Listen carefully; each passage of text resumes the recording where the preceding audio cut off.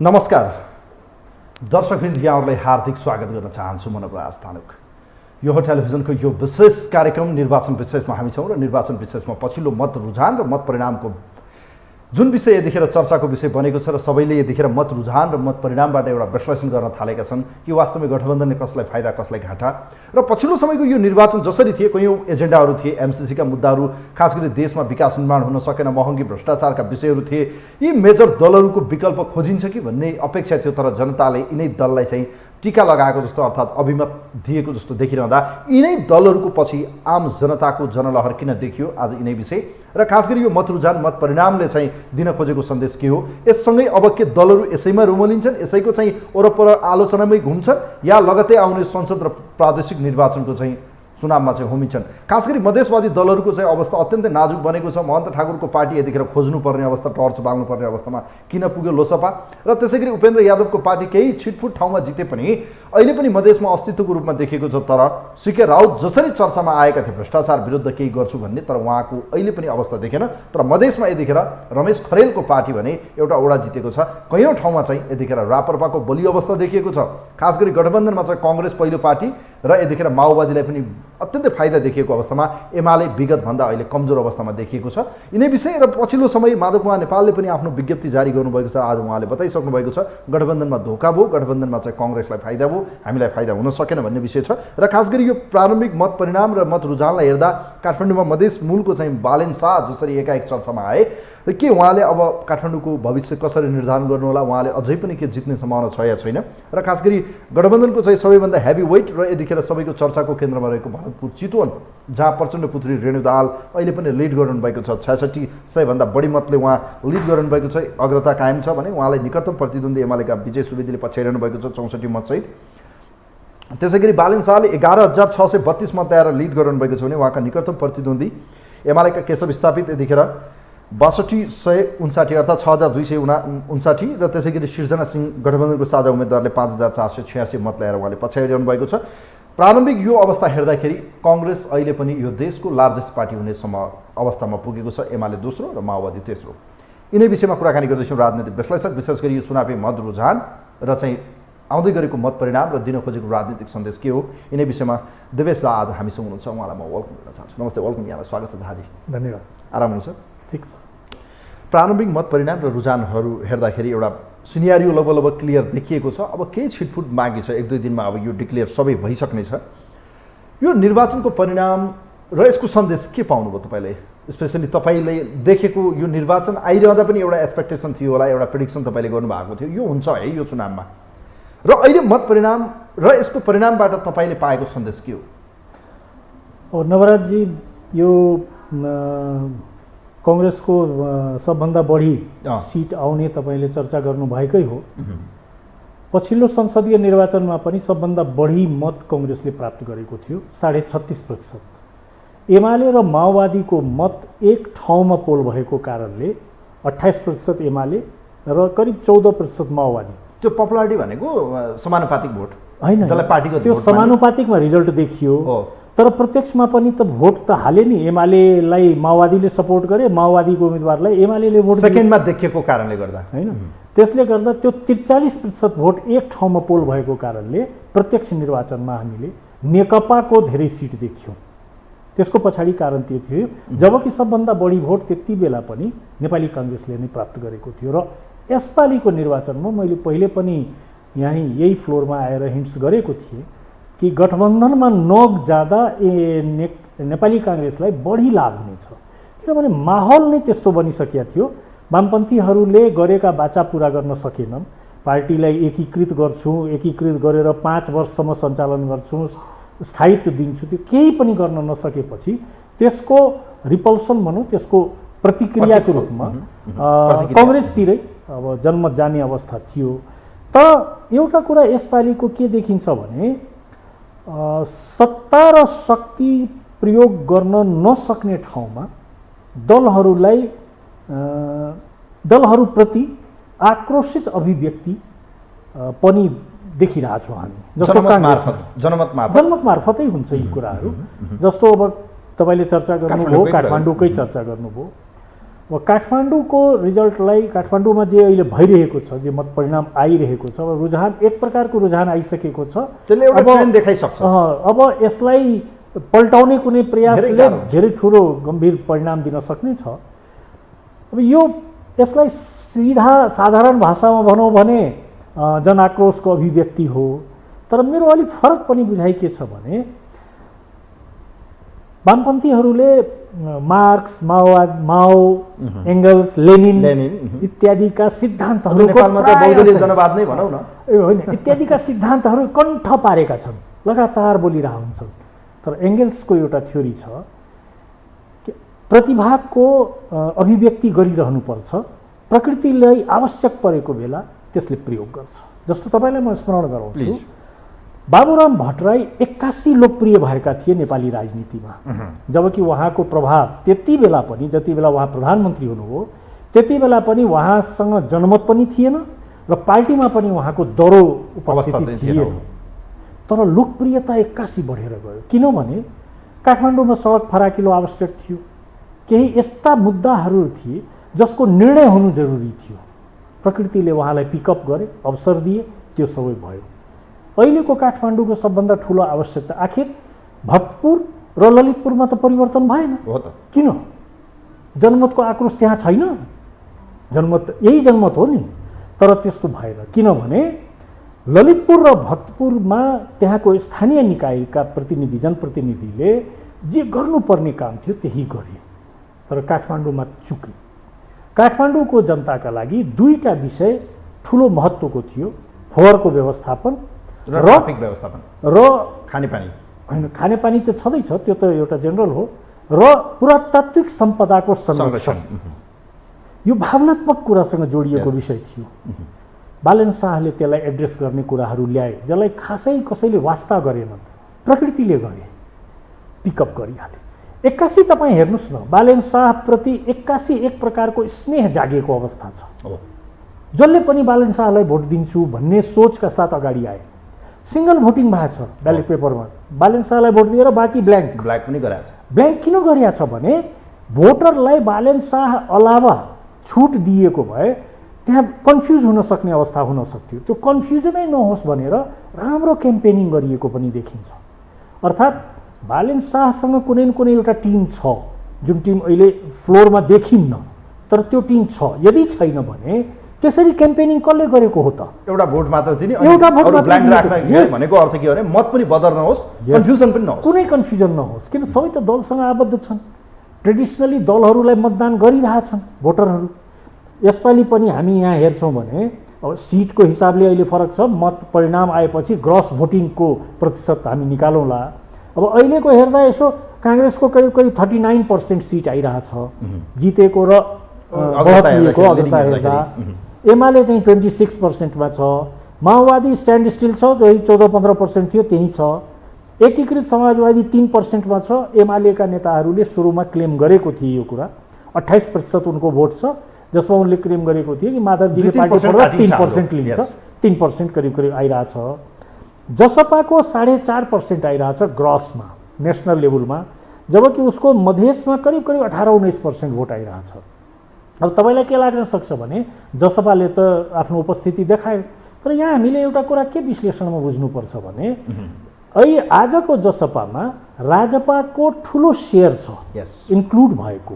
तर महन्त ठाकुरसँग गएन मान्छेहरू, या कि होइन, मोहन ठाकुरलाई छोडेर अब जस्तो महेन्द्र यादव या राजकिशोर यादव, मृगेन्द्र सिंह यादव, नवल किशोर शाह मन्त्री थिए राजपाबाट, मनिष सुमन, यस्ता अलि महत्त्वपूर्ण नेतृत्व गर्ने व्यक्तिहरू जसको कि होल्ड छ, पब्लिक मधेसमा राम्रो पकड छ, हो, भोट ब्याङ्क भएका व्यक्तिहरू जसपामै रहे, फर्केर यता लोसपातिर आएन। त्यसलाई यदि हामी एड गर्छौँ जसपामा, त्यो भोट ब्याङ्कलाई एड गर्छौँ भने फोरमको भोट वृद्धि भएको देखिन्न, घटेको देखिन्छ, कम भएको देखिन्छ। किनभने उसको करिब करिब मलाई लाग्छ मधेसमा 20-22 वटा सिट करिब आउने सम्भावना छ। लिड पनि त्यही छ नि त। जब 20-22 वटा यदि आउँछ भने अब पछिल्लो पटक त 26 वटा आएको थियो उसको, एक्लै फोरम हुँदा 26 वटा आएको पार्टीलाई अहिले यति नेताहरू समेत साथमा हुँदा घट्छ भने त्यो त ठुलो, यो त कर्ण र अर्जुनको युद्ध जस्तै भयो।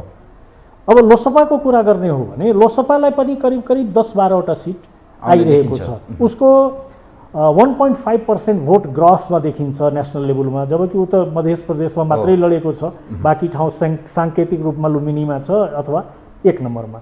उसले पनि 8-9% भोट पाइरहेको छ, जबकि उसको पार्टीबाट थुप्रै नेताहरू उपेन्द्रजीको पार्टीमा गएका छन्। त्यस लगायत सबभन्दा एउटा मेजर अरू कुरो के छ भने अन्य भन्नाले जस्तो राप्रपा अथवा स्वतन्त्र भनौँ या नारायण मानजीको पार्टी भनौँ, यी पार्टीहरू र विद्रोही बागी उम्मेदवार, त्यसले करिब करिब तपाईँको 4% भोट पाइरहेछ। यो धेरै ठुलो भयो। यो त अहिले पाएको छ। यो स्थानीय निकायको निर्वाचनमा तपाईँको यो स्थानीय तहको निर्वाचन रुरल मुद्दाहरू र खास गरेर सत्ता र शक्तिको प्रभावबाट धेरै यो यसमा इम्प्याक्ट पर्छ। त्यस अवस्थामा त्यति मत आएको छ। अब काठमाडौँमा त न पैसाले धेरै खेल गर्न सक्छ न पावरले धेरै खेल गर्न सक्छ भने त्यो ठाउँमा त्यो आक्रोशको अभिव्यक्ति एकदम प्रष्ट रूपले भयो। यस लगायत तपाईँ भरतपुरलाई नै हेर्नुहोस्, प्रचण्डजी आफै घर घर जानुपर्ने अवस्थामा पुग्नुभयो। त्यो धेरै ठुलो गम्भीर विषय हो र आजको मितिमा अब भोलि रेणु दाहालले नै चुनाव जिते पनि एमाले एकदम क्लोज कन्टेस्टमा छ, नेक टु नेक, र जगन्नाथ पौडेललाई पनि व्यापक रूपमा मतदान भएको छ र त्यो दुईटै मतदान माओवादीको विरुद्धमा छ। स्वाभाविक हो। अब यसलाई रेणुका काटिरहेको छ नि त, त्यसले चाहिँ उहाँलाई नै अहिले अब तपाईँ जनकपुरको मतदानलाई तपाईँ हेर्नुहोस्, मनोज कुमार गठबन्धन त त्यहाँ कहीँ फेला नै परिरहेको छैन। चौथो बागी उम्मेदवारले चाहिँ बाजी मारन मनोज शाहजीले लगभग लिइसकेका छन्। त्यसले के छ भने अब जनकपुरको तपाईँको त्यहाँ विमलेन निधि र रघुवीर महासेठ, तिनको लोकल होल्ड छ व्यक्तिगत कारणले, जनतासँगको उनको इन्टरेक्सनको कारणले। अब गठबन्धनले त्यसलाई वास्ता गरेनन्। त्यहाँ चाहिँ हामीले जसपालाई देखियो। धनगढीको तपाईँ परिणाम हेर्नुहोस्, धनगढीको परिणाम पनि एकदम त्यो नोटिसेबल परिणाम छ। प्लिज त्यहाँ तपाईँको स्वतन्त्र जुन तरिकाले अगाडि आइरहेछ त्यसले एउटा मेसेज दिन खोजेको छ। देउवाजी आफ्नै वडामा हार्नु भएको छ, ओलीजी आफ्नो गृहनगरमा ट्रेलिङ बिहाइन्ड हुनुहुन्छ, लगभग मन्त्रीहरू अथवा प्रमुख नेताहरू लगभग आफ्नो वडामा हारिसकेका छन्। वडा अध्यक्षमा लगभग जति मेजर लिडर्सहरू छन् जुन अहिले हाम्रो सिनमा छन्, तिनका यदि नातेदार उभिएका छन् या कुनै प्रकारको यस्तो गरेको छ भने त्यो लगभग चुनावमा पराजित भएको छ। यसले प्रष्ट रूपमा केही मेसेजहरू दिएका छन्। के दियो मेसेज? पहिलो मेसेज चेतावनी हो, सतर्क हुनको लागि। यो आज भोलि नै पल्टाइदिने स्थितिमा त पब्लिक छैन, तर यही तरिकाले भ्रष्टाचार, यही तरिकाले अराजकताको स्थितिलाई कन्टिन्यू गर्यो भने अबको आउने आँधीबेरी धेरै ठुलो हुनेछ।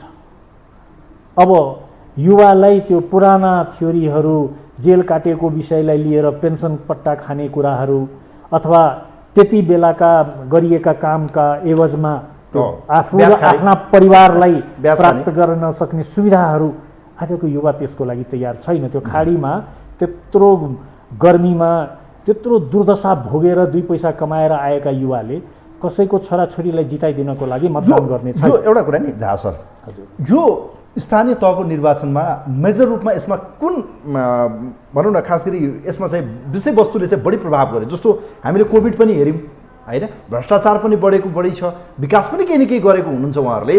हरेक कुराहरू हेर्दाखेरि यो डाइरेक्ट टच एउटा हाम्रो संविधानले एउटा प्रदत्त के गर्यो भने हामी जुन शासकीय एउटा प्रणालीमा गयौँ कि हाम्रो 3वटा प्रदेश हुनेछ, 3वटा चाहिँ सरकारको प्रणाली हुनेछ, जहाँ स्थानीय आफैमा एउटा लोकल गभर्मेन्ट हुनेछ जसको 22वटा अधिकार दियो, प्रदेश र सङ्घ।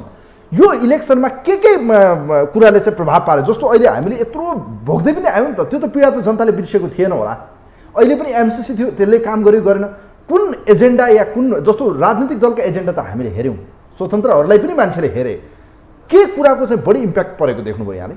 अब एमसिसी त हराइसकेको कम्प्लिटली। तपाईँ स्मरण गर्नुहोस्, एमसिसी पारित हुने अवस्था कस्तो थियो भने यदि एमसिसी पारित भयो भने सायद गृहयुद्ध नै होला, त्यति भयावह अवस्था थियो, एकदम सडकमा आगो बलिरहेको थियो। तर एमसिसी यो पटकको चुनावमा इभेन नारायणमान बिजुक्सेजीको जिल्लामा पनि त्यो मुद्दा रहेन, कसैले पनि उठाएन क्या, चित्रबहादुर केसीले पनि उठाएन, जो स्ट्रङली त्यसको विरुद्धमा थिए, तिनले पनि यो मुद्दा उठान गरेनन्। यसको अर्थ के भने त्यो सारा प्रदर्शन, त्यो समर्थन र विरोध सबै प्रायोजित थियो। अनि प्रायोजकले मुद्दा बनाएनन्, सक्यो। प्रायोजक खोजेको थियो, प्रायोजक स्पोन्सर थिएन, विषय सक्यो। अब एउटा कुरा मैले के, मेरो आफ्नो बुझाइ, मेरो विश्लेषण एउटा के छ भने नेपालमा स्थायी रूपमा एउटा मुद्दा छ जो चलिरहेछ, आज पनि त्यो एड्रेस भएको छैन। मुद्दा एड्रेस नभएसम्म त्यो रहिरहन्छ। नेपालको मुद्दा विषय वास्तविक के हो भने राजतन्त्रको पक्षमा नेपाली जनता छैन। अब यसलाई बुझ्नुपर्छ। यसलाई बुझ्नुपर्छ। Let me define it.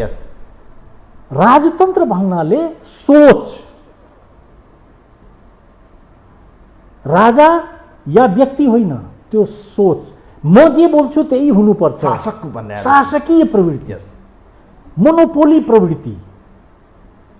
वास्तवमा भन्ने हो भने राजा भनेको त प्रजाको मनोरञ्जन, प्रजा रञ्जन गर्ने शब्द हो नि राजा। राजा त जहिले पनि कुनै पनि हालतमा, त्यो त कुनै पनि अवस्थामा त्यो जनतालाई कष्ट दिने त हुनै सक्दैन। तर जब कुनै व्यक्ति शासन सत्तामा पुग्छ, हाम्रा पुर्खाले दिएका सिद्धान्तहरूमा पनि जो शासनमा पुग्छ, जो सत्तामा पुग्छ, त्यो विष्णु स्वरूप हो, त्यो राजा हो। अब त्यसलाई हामी आजको सन्दर्भमा राष्ट्रपति भन्छौँ, प्रधानमन्त्री भन्छौँ, एक्जिक्युटिभ पोस्ट भन्छौँ, तर त्यो समाजलाई उसले रञ्जन गर्ने, समाजलाई सन्तुष्टि दिने, समाजका समस्या समाधान गरिदिने। राणा शासनको समापनको कारण के थियो भने राणाहरू मोनोपोलीमा गए, जनताले विद्रोह गर्यो। पछि गएर पञ्चायत कालमा के भयो भने पञ्चायतका नेताहरू पनि मोनोपोली तरफ जब जान लागे, त्यसको विरुद्धमा गए जनता। आजका नेताहरूले पनि त्यही गरे। सबभन्दा दुःख लाग्दो कुरो मैले कहाँ देखेँ भने जब हामीले मधेसका नेताहरूसँग पनि डायलग गऱ्यौँ र उनलाई हामीले सोध्यौँ कि तपाईँहरूले यही विषयको विरुद्ध त आन्दोलन गर्नुभएको थियो र जतिखेर तपाईँ स्थापित हुनुभयो त्यतिखेर न गाडी थियो तपाईँसँग, न पैसा थियो तपाईँसँग, न सत्ता थियो। यही जाँड रक्सी मुर्गा पैसा बाँडेर चुनाव जित्नेहरूका विरुद्ध आन्दोलन गरेर तपाईँहरू स्थापित भएका होइन। तर उनीहरूले पनि त्यही मार्गचित्र अवलम्बन गरे। जनता त्यसको विरुद्धमा छ स्थायी रूपमा। मलाई लाग्छ मैले कुरा क्लियर गर्न कोसिस गरेँ। जनता सार्वभौम हो, मेरो विवेक या मेरो राइट्सलाई तिमीहरूले गुलाम बनाउन सक्दैन भन्ने राइट्स हो। जनतालाई आजको नीतिमा शासक होइन सहजकर्ता चाहियो। रुलरको आवश्यकता छैन, फेसिलिटेटरको आवश्यकता छ, जसले सहज गरिदियोस् कि मान्छेले आफ्नो जीवन त आफै चलाइरहेछ। कसैले कसैलाई पालिदिनु पर्ने अवस्था छैन, त्यो सब केही छैन। तर सहजकर्ता त बनिदिनु पर्यो नि। शासक बनिदिए दलका नेताहरू। मैले राजतन्त्र शब्द जुन प्रयोग गरेँ, मैले राजतन्त्र शब्द प्रयोग गर्नुको पछाडि कारण त्यो थियो कि उनीहरूले त्यही मनोवृत्तिलाई अवलम्बन गरे, अपनाए। आफ्नै सन्तान राज संस्था हुन्छ, राज परिवार हुन्छ, आफ्नो परिवारलाई राज परिवार देख्न थाले, आफ्नै परिवारलाई राज परिवार सरह व्यवस्थापन गर्न खोजे। त्यो गर्न त अवसर दिएको होइन नि। त्यो गर्नको लागि त आन्दोलन भएको थिएन नि। आन्दोलन त जनताको लागि भएको थियो। अब ठिक छ, प्लिज सर, एउटा यो चुनावभन्दा पहिले एउटा विषय बडो चर्चामा आएको थियो। तपाईँले परिवारवादको कुरा निकालेको हुनाले मैले अलिकति 1 मिनट 2 मिनट कुराकानी गरौँ कि भनेर। विशेष गरी डाक्टर शेखर कोइराला लगायतका र यसको पक्षमा धनराज गुरुङजीले खुलेरै बोल्नुभयो, यदि हामीले गठबन्धनमा गयौँ भने हाम्रो हालत भारतीय कङ्ग्रेसको हालत पुग्छ है भन्नुभएको थियो। तर परिणामले त्यो देखाएन नि त। यसमा त देउबाजी त टेक्निकली पुरा सक्सेस देखिनु भयो। तपाईँ के भन्नुहुन्छ यो विषयमा? देउबाजी टेक्निकली सफल देखिरहनु भएको छ। उहाँले करिब 296 सिटमा जित्ने र अग्रता गरिरहेको सब मिलाएर करिब 39%मा छ। मेरो बुझाइ के छ भने गठबन्धनमा नगएको भए 45% भन्दा माथि हुने थियो। यो 296 को सट्टामा 350 हुने थियो। कांग्रेस डिक्लाइन भएको छ धेरै ठाउँमा। उसको आफ्नै पार्टीबाट बागी उम्मेदवारहरू भए, क्रस भोटिङहरू भएछ, फ्लोर क्रस भएछ। आखिर माधव नेपालले जुन अहिले आरोप लगाइरहेको छ त्यसको पछाडि कारण के हो त? किन सन्तुष्ट छैन माधव नेपाल? अथवा माओवादीका नेताहरूले पनि आरोप लगाइरहेछन्, उहाँहरू पनि सन्तुष्ट हुनुहुन्न। उनको प्रष्ट आरोप छ। मैले हिजो नै एकजना नेताको मैले देखेँ, उहाँले आफ्नै जिल्लामा बोल्ने क्रममा के भन्नुभएछ भने हामी त भरिया जस्तै भयौँ, पहिले एमालेलाई पुर्यायौँ, अहिले काङ्ग्रेसलाई पुर्याइरहेको छौँ। हामी त जहाँ थियौँ त्यहीँ छौँ। हो त। अर्थात् सन्तुष्टि छैन। सन्तुष्टि नहुनुको कारण काङ्ग्रेससँग जाँदा पनि लाभ प्राप्त भएन। काङ्ग्रेसलाई लाभ प्राप्त त भयो, अब काङ्ग्रेसलाई लाभ प्राप्त भयो भने देखिँदैन। काङ्ग्रेस त यस्तो छ क्या, यो देशमा चाहिँ एमाले नभए काङ्ग्रेस, यो त परम्परागत रूपमा थियो पनि, देखियो पनि यो ट्रेन्ड। अब मलाई भन्नुहोस्, यो अभिमत अहिले जुन देखिएको छ दलहरू, हामी दलको विकल्प खोज्छौँ है, यो स्वतन्त्र बाहेक अपवाद बाहेक तपाईँले 4% को कुरा गर्नुभयो जहाँ सर, त्यो बाहेक यदि हेर्ने टेन्टेटिभ हामीले जुन तपाईँले भन्नुभयो मतको रेसियो र पर्सेन्टेज हेर्दाखेरि एराउन्ड तपाईँको 90+ त तपाईँको अहिले पनि दलहरूको पक्षमा चाहिँ मत देखिन्छ। अनि भन्नुको अर्थ यी ठुला दलहरूको विकल्प साना दल या अन्य विकल्प नदेख्यो, जस्तो विवेकशील साझा पार्टीले काठमाडौँमा 150 मत ल्याउन सक्ने अवस्था देखेन। भन्नुको अर्थ के हो भने ठुला दलहरूको चाहिँ काम क्रियाकलापबाट जनता सन्तुष्ट भए कि, या यस्तो एउटा सङ्गठन बन्यो कि यिनको विकल्प खोज्न अझै कयौँ वर्ष लाग्ला, या यी दलको अहिले विकल्प छैन? प्लिज नवराजजी, विवेकशील साझा पार्टी पछिल्लो निर्वाचनमा विवेकशील र साझा पार्टी थियो। रन्जु दर्शनाले व्यापक जनमत पाएको थियो, त्यसपछि विवेकशील साझा बन्यो, तर उनीहरूले त्यसलाई जोगाएर राख्न सकेन। जनमतलाई जोगाएर राख्न सक्नुपर्छ। चुनाव जिते पनि नजिते पनि त्योसँग कुनै लेनादेना हुँदैन। आफ्नो कार्यक्रम, आफ्नो कुरा, विषयहरू दिइरहनुपर्छ। तर विषयहरू डिरेल हुँदै गयो, त्यसको परिणाम मात्रै विवेकशीलले खोज। आज बालन शाहलाई किन पिकअप गर्नु पर्यो? विवेकशीललाई नै पिकअप गर्थ्यो, त्यो त छँदै थियो नि एउटा अल्टरनेट।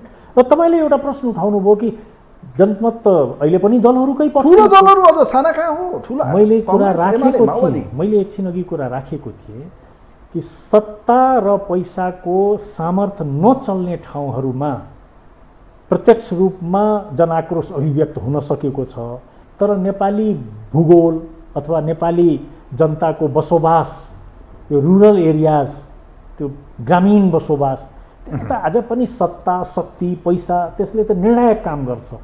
इच्छा हुँदाहुँदै पनि विकल्प धेरै ठाउँमा भएन। जस्तो तपाईँ हेर्नुहोस्, काठमाडौँका साथै जनकपुर, धनगढी स्वतन्त्र आइरहेछ, त्यहाँ स्वतन्त्र आइरहेछ। भरतपुरमा स्वतन्त्र उम्मेदवार, त्यो त स्वतन्त्र होइन, त्यो त काङ्ग्रेसको बागी, त्यो पनि सैद्धान्तिक बागी उम्मेदवार भयो। त्यो कस्तो उम्मेदवार देखियो भने भोलि फर्केर काङ्ग्रेसमै जान्छ। त्यो त अहिले हराउनलाई चुनावमा हराउनको निम्ति भन्ने त देखियो। सिनियर लिडर भइसकेका व्यक्ति थिए, सिनियर लिडर भइसकेको व्यक्ति भएको कारणले त्यसलाई पार्टीकै रूपमा देखे, पार्टीकै रूपमा भोट हालिदिए। त्यहाँ पनि कुनै बालेन्सा भएको भए हामी सायद फरक निर्णय देख्ने थियौँ। त्यहाँ कुनै बालेन्सा छैन। त्यो जनकपुरमा पनि त बागी हो नि त, त्यसो बागी हो, तर त्यो स्थापित नेता होइन। जनकपुरको विषयमा तपाईँले अलिकति तराईको बारेमा अलि एनालाइसिस गरौँ सर। जनकपुर मधेसको चाहिँ एउटा सेन्टर मानिन्छ, जहाँ चाहिँ त्यसको राजनीतिले चाहिँ हिजो पनि त्यहाँबाट एउटा जनमत विस्तार हुँदै नेपाली राजनीतिमा चाहिँ तत्कालीन नेता, सद्भावनाको नेताले जुन अवस्थाबाट ल्याउनु भयो होइन। अहिले हेरौँ, एकचोटि समीक्षा गरौँ। मनोज शाहजीको त्यहाँ चर्चा भइरहँदा विमलेन्द्र निधिको चाहिँ रोल कति रह्यो यो चुनावमा चाहिँ उहाँलाई पिकअप गर्नमा, या उहाँको सपोर्ट, या सञ्जयजीको कति रोल छ? सञ्जय टक्लाजीको जुन चाहिँ भित्र हुनुहुन्छ उहाँ। अब सञ्जय टक्लाको बारेमा मलाई धेरै थाहा भएन, खै छोडिदिनु त्यो भित्रको कुरा हो। मैले त्यसो किनभने सञ्जय शाह र मनोज शाह मैले कुरा कि, किनभने शाहको बाहुल्य पनि छ त्यहाँ। सञ्जय टक्ला भन्ने बित्तिकै मधेसमा चाहिँ जनकपुर हो भन्ने बुझ्छ। त्यहाँ सेकेन्ड लिडमा पनि शाह नै हो, त्यसैले त्यहाँ अरू पनि 4th 5thमा पनि शाहहरू नै छन्। त्यसैले त्यस मात्र कारण अब यो ओपन सिक्रेट नै भइसकेको छ नवराजजी। अब यसमा त विमलेनजी नै गेम चेन्जर हुनुभएको छ। त्यहाँ विमलेनजीले गठबन्धनको जुन आमसभा भएको थियो त्यसलाई बहिष्कार पनि गर्नुभयो खुलेआम। त्यो हामीले देख्यौँ प्रदेशको चुनावमा विमलेनजीको क्यान्डिडेटलाई हराइयो, संस्थापकले हराएकै हो। ती सब कुराले विमलेनजीले आफ्नो शक्ति प्रदर्शन गर्नुभएको हो। र विमलेन्द्रजीको त अब एउटा महेन्द्र नारायण निधिको लिगेसी समेत छ नि त्यहाँ त। त्यसले गर्दा मैले पहिले पनि कुरा राखेको थिएँ, काङ्ग्रेसबाट विमलेन निधि र एमालेबाट रघुवीर महासेठ, यो दुईजनाको त्यहाँ स्थानीय स्तरमा राम्रो महत्त्वपूर्ण होल्ड छ। त्यो व्यक्तिगत होल्ड छ, त्यो पार्टीको होल्ड त छँदैछ, तर उनीहरूको आफ्नो व्यक्तित्वको प्रभावको पनि ठुलो असर छ। ओके, तराई मधेसको राजनीतिको बारेमा 2 नम्बर प्रदेशको एकचोटि चर्चा गरौँ सर, 2-3 मिनट।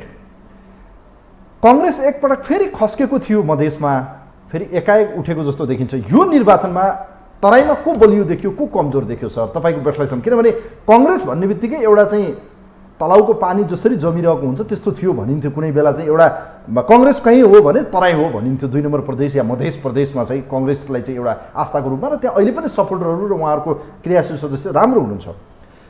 अहिले यो चुनावले के देखायो, को बलियो देखियो, को कमजोर देखियो? किन सीके राउत त जसरी चर्चामा हुनुहुन्थ्यो उहाँ त केही पनि देखिनु भएन, आखिर त हत्या फुस्छ, त्यो पानीको फोका हुन्छ एकचोटि बुर्काउँछ त्यसपछि सेलाउँछ भने जस्तै चर्चा त छेडिक भयो नि त, चर्चा त धेरै टिकेन। यो हेर्दाखेरि के देख्नुभयो सर 2 नम्बर प्रदेशको एनालाइसिस? म अलिकति फरक देखिरहेको छु। पछिल्लो स्थानीय निकायको निर्वाचनलाई तपाईँले हेर्ने हो भने मध्य प्रदेशमा 136 वटा स्थानीय तह छ। पछिल्लो निर्वाचनमा पनि कङ्ग्रेसलाई 40 वटा सिट प्राप्त भएको थियो। 136 मा 40 वटा सिट, जबकि मधेसमा संविधान जारी भएपछिको आन्दोलन भर्खर सम्पन्न भएको अवस्थामा पनि दुईटै मधेस केन्द्रित दलहरू मिलेर प्रादेशिक र सङ्घीय चुनावमा गएकोले उनीहरूले राम्रो प्रदर्शन गर्न भ्याए। छुट्टा छुट्टै जाँदा 26 सिट फोरमलाई आएको थियो र 25 सिट राजपालाई आएको थियो। कङ्ग्रेसलाई त त्यति बेला पनि 40 सिट आएको थियो, माओवादीलाई 21 सिट आएको थियो। एमालेको अलिकति नेगेटिभ स्थिति थियो, उसले 17 वटा सिट प्राप्त गरेको थियो त्यति बेला। कङ्ग्रेसको त मधेस उसको होल्डको ठाउँ हो, व्यापक जनाधार छ।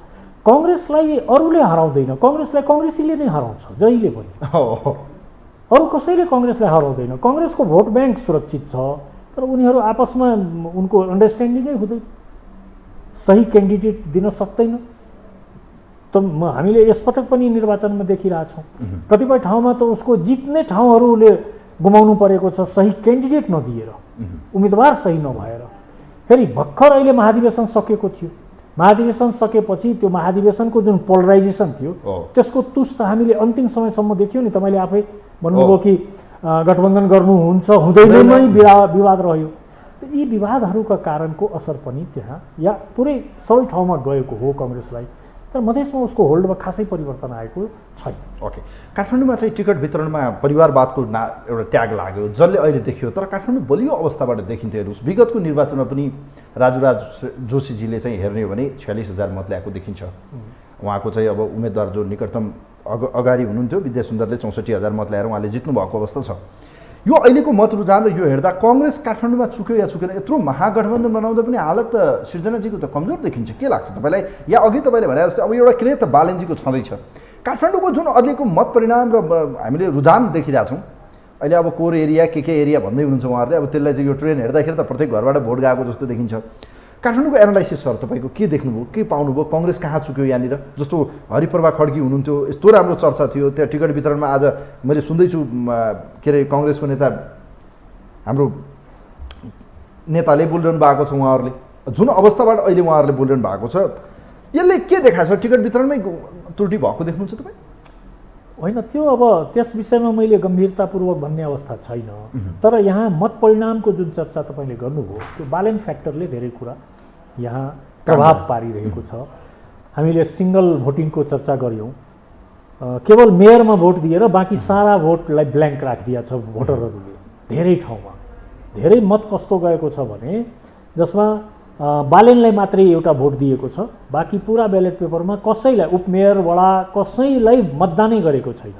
अब यसमा यदि काङ्ग्रेसी मतदाताले त्यस किसिमको बढी गरिदिया छ भने एमालेको बढी अनुशासित, अब कम्युनिस्टहरूको अलि अनुशासित हुन्छ, त्यसले गर्दा उनको अलि कम भयो, क्षति भयो यो कारणले, सिङ्गल भोटिङको कारणले। कङ्ग्रेस अलि डेमोक्रेटिक भयो, अलि खुल्ला टाइपको छ, लुज छ त्यहाँ, त्यसले गर्दा उसलाई बढी क्षति भयो। मेरो बुझाइमा त त्यही छ। समग्रमा हेर्दाखेरि गठबन्धनको विषयमा अलिकति चर्चा गरौँ, एमालेको विषयमा चर्चा गरौँ। अब अहिले गठबन्धन गरेर विभिन्न किसिमका टिक्का टिप्पणी छन्, भलै यसको नतिजा आइसकेपछि विभिन्न किसिमको होला।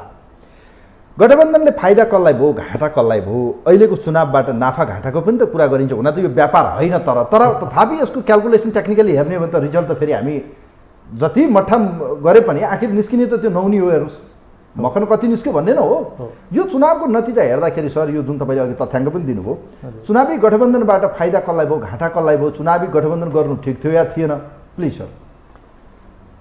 चुनावी गठबन्धन स्थानीय निकाय निर्वाचनको लागि वास्तवमा भएकै थिएन। त्यो त सङ्घीय संसदमा जुन गठबन्धनको सत्ता छ त्यसलाई जोगाउन भएको थियो। अर्थात् गठबन्धनको उद्देश्य नै बिल्कुल फरक थियो। स्थानीय निकाय निर्वाचन जित्नको लागि यो गठबन्धन प्रयोग यो परिस्थितिले आएको चुनावमा के गर्ने भनेर एउटा बाध्यकारी बने जस्तो देखियो। होइन, यो गठबन्धन गरिएनन् भने सत्ता समाप्त हुन्छ भन्ने सोच त डेभलप भएकै हो। प्रधानमन्त्रीले भाषणमै स्वीकार गर्नुभएको छ यो कुरा त। यिनीहरू मिल्छन् फेरि उहाँले खुलेरै स्वीकार गर्नुभएको छ कि सरकार ढल्छ। अर्थात् सरकार जोगाउनको लागि यो गठबन्धन गरिएको थियो। त तपाईँ जे अनुष्ठानको लागि कुनै प्रयोजन गर्नुहुन्छ भने पाउने त त्यो हो। स्थानीय निकाय निर्वाचन जित्नको लागि त गरिएकै होइन, त्यो त सेकेन्डरी आइटम हो, त्यो त एडिसनल जब थियो। तर देउबाजीको हातमा त दुईटै लड्डु पऱ्यो नि त, यता सत्ता पनि जोग्यो यता उपलब्धि पनि भयो नि त। तुलनात्मक रूपमा उसले चाहेको नभयो होला, तर तुलनात्मक रूपमा त उसको हातमा त अलिकति त पऱ्यो नि त, राम्रै पोजिसन छ नि। त्यो कङ्ग्रेसको भोट ब्याङ्क सुरक्षित थियो पहिले पनि, त्यसको मात्र परिणाम अहिलेसम्म आइरहेछ। यो गठबन्धन गरिएकै कारण आइरहेको छैन, किनभने कसैको माइनस भएकै छैन। अनि उहाँको प्लस कसरी भयो त? आखिर एमाले आफ्नो ठाउँमा छँदैछ, 26% एमालेको छ, 3% माधवजीको छ, 28-29% त उसको एभरेज थियो। माओवादीको 15% करिब करिब छ, 14-15% उसको एभरेज थियो। कङ्ग्रेसले प्लस कुन भोट भएछ? यो सिट प्लस भएको मात्र हामी देखिरहेछौँ। जब भोट परिणाम सारा एग्रिगेट हुन्छ, सारा जोडिन्छ, त्यति बेला मात्र हामी यसलाई क्लियर गर्न सक्छौँ कि कङ्ग्रेसलाई लाभ भयो कि भएन। किन 36.5% भोट त पछिल्लो संसदको निर्वाचनमा कङ्ग्रेसले प्राप्त गरेकै हो, उसको एभरेज नै 33%। बहस त सुरु भयो नि त झा सर। अब गठबन्धन गर्ने कि नगर्ने, गठबन्धनभित्र समीक्षा गर्ने, धोका भयो कि घात भयो कि प्रतिघात भयो, कति दिन चल्ला यो बहस? यो बहस चलिरहन्छ। मलाई लाग्दैन यो गठबन्धनको अहिले तत्काल कसैले विकल्प खोज्ने छ। यो राजनीतिमा बार्गेनिङको लागि धेरै टुल्सहरू अगाडि फालिने गर्छ। अब अगाडि अखार मसान्त महोत्सव छ हाम्रो, होइन? त्यो महोत्सवमा कुनै प्रकारको प्रधानमन्त्रीले त्यहाँ चाहिँ तलमाथि नगरून् भनेर पनि यो हुनसक्छ। फेरि जेठ 15 गते बजेट प्रस्तुत गर्नुपर्ने अवस्था छ, त्यसमा आफ्नो फेभरको लागि बजेटहरू चाहियो, चुनावी बजेट हो यो। त्यो बजेट बनाउनेमा पनि प्रधानमन्त्रीको हस्तक्षेप नहोस् भनेर एउटा दबावको राजनीति पनि यो हुनसक्छ। यसले हेर्दाखेरि उहाँहरू उत्साहित जस्तो देखिनुहुन्छ हुँदैन? अब मान्छेले विश्लेषण गर्न थाल्नु भएको छ, प्रचण्डजीको अभिव्यक्तिलाई लिएर पनि मान्छेले भन्न थाल्नु भएको छ, यदि रेणु हार्यो भने देश दुर्घटनामा पर्छ। अहिले माधवजीको अभिव्यक्ति सुन्दा के थाहा गठबन्धन भत्की पो हाल्छ कि जस्तो एमाले पनि भन्यो, धाँधली भयो, फेरि अवस्था त जे पनि हुनसक्छ। यो जस्तो कङ्ग्रेसले फाइदा लिएको छ, माधव नेपाल र प्रचण्डजीले समीक्षा गर्नुभयो, फेरि एकपटक सोच्ने हो कि कम्युनिस्टसँग फेरि एकता गर्ने हो कि एमालेसँग मिल्ने सम्भावना तपाईँ देख्नुहुन्छ हुँदैन? फेरि होइन, अब यो जे भए पनि एज इट इज हामी जाउँ, अब जानै पर्ने छ, योभन्दा बेटर गर्दै या संसद र प्रदेशको निर्वाचनमा केही राम्रो हुन्छ कि भन्ने अपेक्षा देख्नुहुन्छ? के छ सर तपाईँको प्रेडिक्सन कि अब यसपछि के हुन्छ, गठबन्धनको भविष्य के हुन्छ? एमाले यो जुन पोजिसनबाट एमाले छ, एमाले अबको रणनीति के हुन्छ? उसले त भनिसक्यो विज्ञप्ति निकालेर धाँधली भयो, धाँधली देख्नुभयो तपाईँ? यो चुनाव पछि धाँधली भयो, मसँग धोका भयो अथवा पैसा खर्च गरेर मलाई हराइयो इत्यादि कुराहरू चलिरहन्छ। यो दुईटा विषय चर्चा हुने है सर। एउटा अन्तर्घातको विषय मलाई धोका भयो, अर्को चाहिँ यो धाँधली भयो। यो चलिरहन्छ, यो प्रायः हरेक चुनाव पछि हामी सुन्ने गर्छौँ। त्यसैले यो अब केही त भन्नुपर्छ, किन आएनन्? जस्तो एमालेको लागि एउटा ठुलो समस्या के भएछ अहिले भने भोट आएको छ, सिट पनि आएको छ, तर उसले त चमत्कारै हुन्छ जस्तो प्रचार गरेको थियो। चमत्कार त भएन। गठबन्धनलाई पत्ता साफ पार्छु भन्नुहुन्थ्यो, उल्टा आफै हुनुभयो। त्यो सम्भवै छैन, किनभने मैले भने नि यहाँ भोट ब्याङ्क जुन छ नि त्यो अलरेडी पोलराइज्ड छ। कङ्ग्रेसको, एमालेको, माओवादीको, मधेस केन्द्रित दलको एकदम पोलराइज छ, त्यो सिफ्ट हुँदैन। यसको मतलब यो देशमा अहिले नयाँ पार्टीहरूको भविष्य छैन तत्कालदेखि। अझै 5-10 वर्ष कुर्नु पर्ने होइन। त्यो अब नयाँ पार्टीहरूले पार्टीको रूपमा आफ्नो क्रियाशीलता देखाउन सकिरहेको छैन, एक कुरा। अर्को कुरा के भने नेपाली राजनीतिमा बिना आन्दोलन कुनै पनि पार्टी स्थापित भएको छैन, चाहे मधेस होस्, चाहे 2062-63 या 10 वर्ष जोसुकै। ठिक छ। जो यो मैले अघि एउटा प्रश्न गरिरहेको थिएँ, प्रचण्ड र माधव नेपाल फेरि गएर ओलीसँग मिल्न सक्ने सम्भावना छ कि छैन सर? किनभने यसो हेर्दा त उहाँहरूले फाइदा नदेख्यो भने बरु यहाँभन्दा बढी अलिकति मह काट्न उतै बढी हात चाट्न पाइन्छ कि? त्यसमा सबभन्दा ठुलो कुरो आजको मितिमा के छ भने यदि फर्केर ओलीजीसँग भेट्न गए भने ओलीजीले कति हदसम्म उहाँहरूको मान सम्मान राख्नुहुनेछ। जस्तो मेरो व्यक्तिगत एउटा बुझाइ के छ, एउटा आकलन, माधवजीलाई त उहाँले हेर्नु पनि स्वीकार गर्नुहुने छैन, त्यसलाई अलिकति राजनीतिक ढङ्गले बुझ्नुपर्छ। ओलीजीले एउटा कुरा प्रष्ट रूपमा के बुझ्नु भएको छ भने नेपालमा दुईटा भोट ब्याङ्क छ, डेमोक्रेट र लेफ्टिस्ट। ओलीजी अहिले नेकपा एमालेलाई लेफ्टिस्ट भोट ब्याङ्कको सिङ्गल पार्टी बनाउने प्रयासमा लाग्नु भएको छ र त्यसको लागि नेकपा एकीकृत र नेकपा माओवादीको विसर्जन अनिवार्य छ। किनभने यी दुईटा पार्टी विसर्जित भएको खण्डमा मात्रै त्यो भोट सिफ्ट हुने हो। यस, त उहाँले के कारणले उहाँहरूलाई पुनर्जीवन दिनुहुनेछ, मैले त्यस्तो कुनै सम्भावना देख्दिनँ। बरु एक निर्वाचन पछि अब यो आउने सङ्घीय संसदको निर्वाचनमा उहाँले अलिकति काङ्ग्रेसलाई अलिकति रिल्याक्स छोडेर, किन काङ्ग्रेसको त आफ्नै भोट ब्याङ्क छ, त्यसमा ओलीजीले जति तागत लगाए पनि त्यो सिफ्ट भएर एमालेमा आउने छ, बेलुनमा जति हावा भरे पनि त्यति नै यता आउँदैनन्। बरु सेकेन्ड थर्ड डेमोक्रेटिक पार्टीतिर सर्ने छन् थोर बहुत, जस्तो मधेस केन्द्रित दल बागीमै गयो, बागीमा जानेछ त्यो होला, तर काङ्ग्रेसको भोट लेफ्टिस्टतिर आउने छैन। यो कुरा ओलीजीले राम्ररी बुझ्नु भएछ। त्यसैले आउने संसदीय निर्वाचनमा पनि उहाँले माओवादी र माधव नेपालको पार्टीलाई नै कुन तरिकाले कति हदसम्म यसलाई ड्यामेज गर्न सकिन्छ, कमजोर पार्न सकिन्छ, मलाई लाग्छ उहाँले रणनीतिक रूपमा यही दिशा लिनु। यो चुनावमा पनि त प्रहार त उहाँहरू दुवैमा रह्यो। त्यसको कारण त्यही छ। उहाँले प्रष्ट रूपमा के बुझ्नु भएको छ, एउटा क्यालकुलेसन छ कि नेपालमा 60% भन्दा बढी लेफ्टिस्ट भोट छ। त यदि एमाले सिङ्गल पार्टीको रूपमा बाँकी रह्यो भने उसलाई त सारा समस्या तपाईँले भने जस्तो अब ओलीजीले पनि दुई धारको राजनीति भन्नुभयो, प्रचण्डजीले पनि भन्नुभयो एउटा यो व्यवस्था फाल्न प्रतिगामी र हामी चाहिँ अलिकति प्रगतिशील या अलिकति क्रान्तिकारी र यो व्यवस्था बचाउने भनेर उहाँहरूले भन्नु पनि भयो, देउवाजीले पनि भन्नुभयो, सबैले एउटा भनौँ न माधवजीले पनि भन्नुभयो। यो हेर्दा पनि देखियो भने तपाईँले भने जस्तै दुई धारको राजनीति 100% देखिन्छ। यो चुनावी फन्डा या चुनावी प्रचार प्रसारमा जुन प्रचारबाजी गरिएको थियो यसलाई जनताले कति क्यास गरे जस्तो यो विषय जुन उहाँहरूले भन्नुहुन्छ कि उहाँहरू प्रतिगामी हो, उहाँहरूले चाहिँ संसद रेजुलेसन गर्नुभयो, दुईपल्ट भङ्ग गर्नुभयो, यो गर्नुभयो त्यो गर्नुभयो, यो एजेन्डाले कति चाहिँ जनताले क्यास गरे या यो तपाईँले भने जस्तै दुई धारको राजनीतिमा जनता देखियो होइन, जनता त्यस्तो देखिएन। त्यस्तो नदेखिनुको कारण यहाँ प्रष्टै देखिन्छ। यहाँ गठबन्धनको आधारमा मत नै प्राप्त गर्न सकेनन्, त्यो कुरा त उनका आफ्नै नेताहरूले स्वीकार गरे। एमाले चमत्कार गर्न सकेनन्, अर्थात् उसको एजेन्डाहरू पनि अथवा उसले दिएको नारा पनि खासै इम्प्रेसिभ रहेन, इफेक्टिभ रहेन।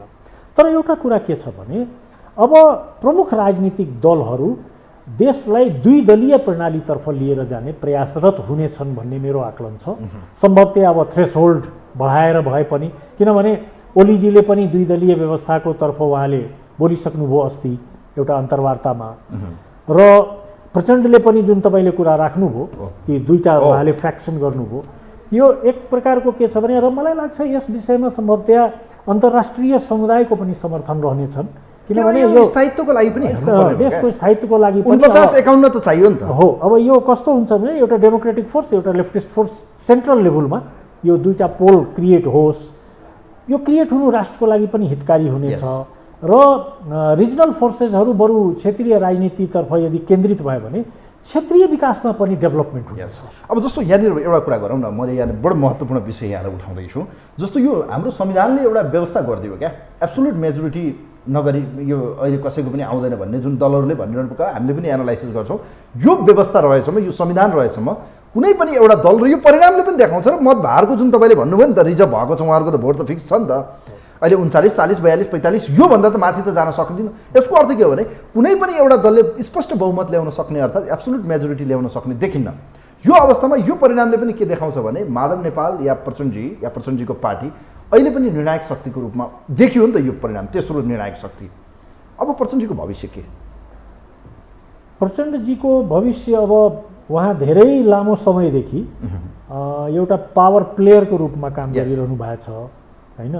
उहाँ आफै लिड गर्नुको सट्टा उहाँले एउटा क्याटलिस्टको रूपमा मात्रै आफ्नो भूमिका गरेर पार्टीलाई जोगाउने प्रयास गरिरहनु भएको छ। भोट ब्याङ्क छ माओवादीको, जस्तो कङ्ग्रेस र एमालेको छ त्यसै गरी भोट ब्याङ्क छ। तर यदि एमालेको भोट ब्याङ्कतर्फ आकर्षण बढ्यो भने माओवादीप्रतिको आकर्षण घट्दै जानेछ, डिक्लाइनिङ मोडमा छ माओवादीको आकर्षण। यदि यो क्रम जारी रह्यो भने आउने दिनमा हामी कङ्ग्रेस एमाले मात्र देख्नेछौँ। उहाँको भविष्य के त, कहाँ जाने त, उहाँ के गर्ने त, कतातिर जाने? त्यही त मैले भने अघि तपाईँलाई सोधेँ, उहाँ फेरि यता गएर मिल्न सक्ने देख्नु चाहिँ हुँदैन। अब कङ्ग्रेसभित्र सम्भावना यो गठबन्धनमा त नजाने, प्रचण्डको भविष्य के फेरि बिचमै बसिरहने पेन्डुलम भइरहने? होइन, उहाँ रहन्जेलसम्म त यसो हेर्दाखेरि त माओवादी रहन्जेलसम्म त यो देशको द्विदलीय व्यवस्था कसरी लागू हुन्छ? उहाँ द्विदलीय व्यवस्था लागू हुनको लागि माओवादी अब अहिले नै लागू हुँदैन, केही समय लाग्छ होइन। यसको लागि त स्टेपिङ्सहरू हुन्छ नि, यो एक रातमा गर्ने चिज होइन। जस्तो थ्रेसहोल्ड बढाइदिने, होइन, 3% छ 5% गरिदिने। 5% गर्दा के हुन्छन् भने धेरै सिङ्गल सिट आउनेहरू सब किनारा लाग्छ। 10 वर्षपछि भएको चुनावमा यो दुईटा दल क्लियर भएर देखिन्छ, अथवा दुईटा तपाईँको गठबन्धन क्लियर रूपमा देखिन्छ। दलै नहुन सके पनि गठबन्धन त देख्न सकिन्छ। जस्तो अहिले यो जुन गठबन्धन छ, अब यसमा उहाँले विषय उठाउनु भएको छ प्रचण्डजीले कि यो अग्रगामी हो र एमालेलाई प्रतिगामी भनिरहनु भएको छ। उहाँले परिणामबाट गठबन्धनको प्रचण्डजी र देउबाजी बडो उत्साहित जस्तो देखियो र एउटा के अन्डरस्ट्यान्डिङ पनि देखिन्छ भने मतहरूमा भलै धेरै नभए पनि 20-25% तलमाथि भए पनि समग्रमा हेर्दा माओवादीले काङ्ग्रेसलाई, काङ्ग्रेसको अधिकांश मतहरू माओवादीले आएको जस्तो देखिन्छ सिनेरियो हेर्दा। भलै अब त्यो त अब चितवनले देखाउला पनि। अन्त्यमा छु सर, एक दुईवटा क्वेसन छ, सामान्य क्वेसनहरू राख्छु म। यो रापरपाको विषय पनि एकचोटि कोट्याउन मन लाग्यो क्या। रापरपा जसरी एउटा चर्चामा दिए या राजेन्द्र लिङ्गदेन भन्ने हो, अब कमल थापाजी त अब कता हुनुहुन्छ, उहाँको पार्टीको त हविगत हामीले देखिसक्यौँ। उहाँहरू त अब कुन चुनाव चिन्ह लिएर हिँड्नु भएको थियो, उहाँलाई त जनताले कति आत्मसात गरे त्यो त परिणामले देखाउला। रापरमा एउटा विकल्पको रूपमा देशको तेस्रो धारको नेतृत्व गर्छु भनेर सिङ्गल रूपमा उहाँहरू हिँड्दै पनि हुनुहुन्थ्यो। अधिकांश 46-47वटा वडामा उहाँले जित्या पनि देखेँ मैले। अहिले एक दुईवटा जस्तो हेटौडामा उहाँहरूले लिड गरिरहनु भएको छ। विगतमा उहाँहरू नेपालगञ्जमा हुनुहुन्थ्यो, यसपटक उहाँ त्यहाँ पराजित भएको अवस्था देखिन्छ, गठबन्धन अगाडि छ। राप्रपाको उदय या यो चुनावी परिणामबाट उहाँहरूको भविष्य के छ? अब राप्रपा आफ्नो पुरानो अवस्थाबाट अलि माथि आउनेछ भन्ने मेरो बुझाइ छ। विशेषतः के भएको छ भने विगतमा राप्रपालाई पत्याएर ठुलो जनमत प्राप्त भएको थियो। समानुपातिक मार्फत राप्रपाले ठुलो रिप्रेजेन्टेसन पायो। तर जे प्रमिसेसहरू, जे बाचा गरेर राप्रपा नेतृत्व आएको थियो त्यसमा बिट्रेयल भयो, जनतासँग धोखा भयो। अब यसपटकको चुनावमा राजेन्द्र लिङ्गदेन आएर धेरै दिन भएको पनि छैन। एउटा लिम्बूको छोरोले नेतृत्व गरिरहेको अवस्था छ, धेरै भएको छैन। 2-4 महिनालाई त काउन्ट नै गर्न हुँदैन। मलाई लाग्छ राप्रपाको लागि पनि यो परीक्षण काल छ। जनताले अब राप्रपाले धोका दिने छैन भन्ने कुरालाई कति विश्वास गरे। अब यसलाई कसरी विश्लेषण गर्नुपर्छ भने राप्रपा पुरानो अवस्थाबाट यदि माथि आइरहेछ, यदि माथि आयो, उसको भोट ब्याङ्क बढ्यो भने जनताले कता कता पत्याउन खोजेको जस्तो देखिन्छ। अब पत्याउन खोजेको जस्तो देखियो भने आउने संसदीय निर्वाचनमा चमत्कार भइहाल्छ भन्ने कुराको त आकलन नगरौँ। तर यदि इमान्दारीपूर्वक अथवा राजेन्द्र लिङ्गदेनको नेतृत्वमा राप्रपाले जे वचनबद्धताहरू गरेको छ त्यसलाई त्यसले राख्न सक्यो, त्यसलाई मेन्टेन गर्न सक्यो भने आउने 1-2 निर्वाचनमा राप्रपा एउटा ठुलो वैकल्पिक शक्तिको रूपमा उदाउनेछ। झा सर, अन्तिम प्रश्न, बडो महत्त्वपूर्ण प्रश्न। तपाईँ मधेस मूलको पनि हुनुहुन्छ, संयोगले आज काठमाडौँको मेयर जो अहिले लिडिङमा हुनुहुन्छ, सम्भवतः यही ट्रेन गयो मत रुझान हेर्दाखेरि आगामी काठमाडौँको भविष्य मेयर, अपकमिङ मेयर भनेर जुन ट्रेन देखिएको छ बालेन शाह जाँदै हुनुहुन्छ, जो जनकपुरबाट बिलङ गर्नुहुन्छ भन्ने कुराहरू बाहिरी सत्तामा आयो। काठमाडौँमा अहिलेसम्मको ट्रेन के थियो भने यहाँको नेवा समुदायको हुनुपर्छ, यहाँको ट्रेडिसनल यहाँको मान्छे, यहाँको बाहिरको मान्छेहरूले चाहिँ राज गर्न सक्दैनन्। बालेनले यदि जितेर जानुभयो या जनताले दिएको म्यान्डेटको अर्थ र सन्देश के हो, बालेनका चुनौती के हुनसक्छ अन्त्यमा? बालेनले बोलेका कुराहरूलाई पुरा गरेर देखाउन सक्नुपर्छ। एउटा विषय के छ भने बालेनको निर्वाचन अथवा बालेनलाई दिएको मत मधेसी नेतालाई दिएको मत भन्न मिलेन, त्यो हुँदै हो। तर सरिता गिरी त बडो मजाको लेख्नु भएको छ नि त, उहाँले हेर्नुभयो होला। उहाँलाई अब धेरैलाई त बालेन शाह मधेसी हो कि होइन भन्ने पनि थाहा नहोला, त्यसैले त्यसलाई पहाडी मधेसीको दृष्टिकोणले हेर्नु नै हुँदैन। एउटा कुरा नि त्यो विषयमा जानु, काठमाडौँको नजर अझसम्म मधेसलाई जे थियो नि सर, एकाएक परिवर्तन भयो भन्न मिल्छ मिल्दैन? काठमाडौँको जनताले दिएको म्यान्डेटलाई त आत्मसात गर्नुपर्ने, मधेसी भएन अब भन्ने त भएन। एउटा कुरामा म पहिले पनि क्लियर थिएँ, आज पनि क्लियर छु। अब केही अपवाद बाहेक आम नेपाली जनतामा धेरै हदसम्म यो यस्तो पहाडी मधेसीप्रति एकअर्काप्रति कुनै घृणा भाव छ भन्ने कुरो छैन। त्यो नेतृत्वले त्यसलाई क्रिएट गरेको छ र दुवैले फाइदा खान्छ। त्यो एउटाले नभनौँ, दुवैले फाइदा खाइरहेको हुन्छ त्यसबाट, यो कुरा छ। अब यहाँको निर्वाचनले बालेनलाई, अब मेरोमा त आइरहेछ बालेन, तर सम्पूर्ण उसको जुन क्याबिनेट हुन्छ त्यो त फेरि दलकै प्रतिनिधित्व भइरहेछ, उसको लागि एउटा ठुलो च्यालेन्ज हो। तर उसले जुन तरिकाले अहिलेसम्म आफूलाई प्रस्तुत गरेको छ टेक्निकल कुराहरूमा, वास्तवमा स्थानीय निकायको नेतृत्व टेक्निकल विषय हो।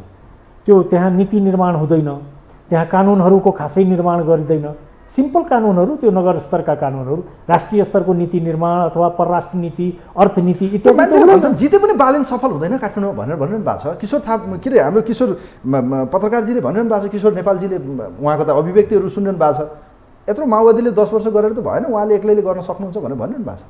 प्रश्न त्यो होइन। प्रश्न के हो भने मैले यसको जवाब तपाईँलाई सुरुमा दिएको थिएँ। यसलाई अलिकति आध्यात्मिक ढङ्गले विवेचना गर्नुपर्छ। बाबुराम भट्टराईलाई अवसर प्रकृतिले दियो, बालेनलाई प्रकृतिले अवसर दिएको छ फोहोर व्यवस्थापन र पुरातात्विक सम्पदा संरक्षणको लागि।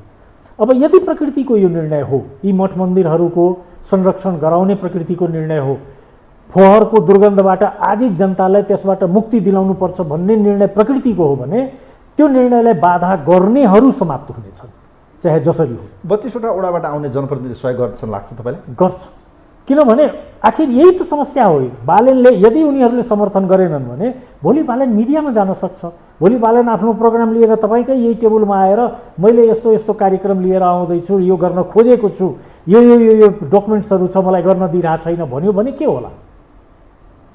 अहिले परिणामको रुझान हेर्दाखेरि केही चेन्ज होला जस्तो लाग्छ सर? जुन अहिले कोर टिम या कोर भित्र सम्म गनिँदा या जो गुठीका मत भनिएको छ त्यो केही असर देख्नुहुन्छ सर?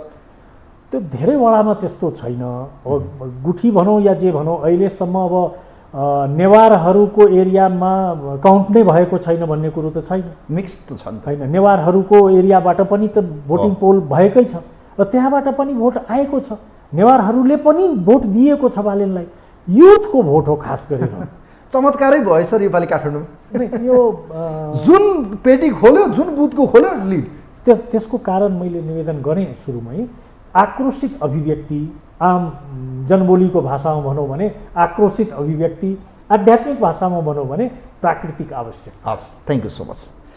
दर्शकवृन्द, यो विशेष कार्यक्रम हामी निर्वाचन विशेषमा थियौँ र हामीसँग देवेश झा हुनुहुन्थ्यो, राजनीतिक विश्लेषक। विशेष गरी पछिल्लो समय काठमाडौँको मत परिणाम जुन देखिएको छ, रुझान, देशभरिको पछिल्लो नतिजा मत रुझान र यससँगै गठबन्धनको फाइदा बेफाइदा, यो चुनावले दिन खोजेको सन्देश के हो, अबको राजनीतिक विषय के होला, जनताका आवश्यकता कसरी पुरा गर्लान्, स्थानीय तहको निर्वाचनमा देखिएको यो उत्साह, यो एक किसिमको चाहिँ राजनीतिक दलहरूले अब सुध्रिने मौका पनि हो। तसर्थ पनि यो बेला चाहिँ अब राजनीतिक दलहरूले आफूलाई एकपटक अन्तिम पटक सच्याउनु पर्ला, यिनै विषयमा हामीले संवाद गऱ्यौँ। देवेश झासँगको यो विशेष संवादसँग यो विशेष कार्यक्रमबाट म पनि बिदा हुन्छु। नमस्कार।